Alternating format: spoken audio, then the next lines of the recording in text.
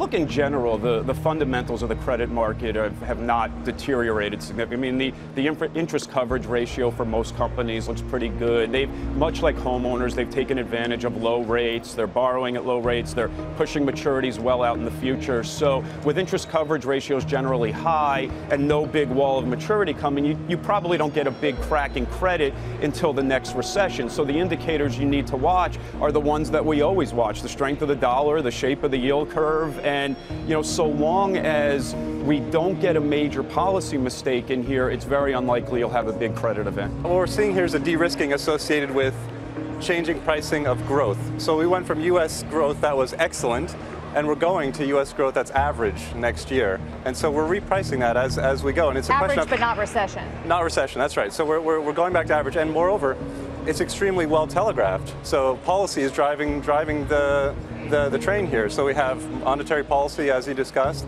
fiscal policy waning, trade policy, which is going to have a small growth divot effect on U.S. manufacturing firms. And so all of that is pushing the economy back to trend next year, not into recession. So it's a question of when we price that in fully. We think the consumer is in the best place it's been in a long time. I think what you have to focus on, though, is the fact that gains are beginning to moderate, right? We've heard that from everyone from Amazon all the way down. So we think you need to focus on companies that have those internal catalysts to improve performance. One we really like right now is Under Armour. Better marketing, better products. So even if the consumer isn't growing as fast next year, these companies have specific catalysts that they can unlock to improve performance.